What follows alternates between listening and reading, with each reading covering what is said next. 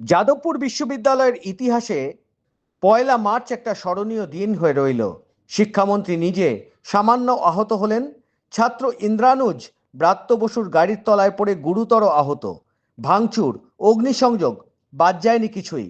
হাসপাতাল সূত্রে খবর, ইন্দ্রানুজের সিটি স্ক্যানের রিপোর্টে পড়ুয়ার বাঁ চোখ ও মাথায় গুরুতর আঘাতের চিহ্ন ধরা পড়েছে।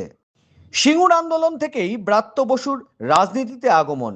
রবিবার বিকেল 4টে নাগাদ ব্রাত্য বসুর ওপর হামলার প্রতিবাদে ছাত্র যুবদের একাংশ ধিক্কার মিছিলের আয়োজন করে সেন্ট মেরিজ স্কুল থেকে নাগের বাজার পর্যন্ত। মন্ত্রী উপস্থিত থাকলেও মিছিলে পা মেলাননি ব্রাত্য বসু। পাশাপাশি রাজনৈতিক মহলের জল্পনা, যাদবপুর বিশ্ববিদ্যালয়ে এর আগেও ঘেরাওয়ের ঘটনা ঘটেছে। উপাচার্যরা বারবার ঘেরাও হয়েছেন ছাত্রদের হাতে। দীর্ঘ ঘন্টা তাদের ঘেরাও করে রাখে ছাত্ররা।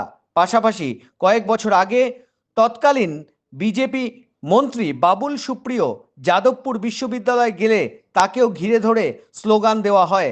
তৎকালীন রাজ্যপাল জগদীপ ধনকর ঘটনাস্থলে গিয়ে বাবুল সুপ্রিয়কে উদ্ধার করেন।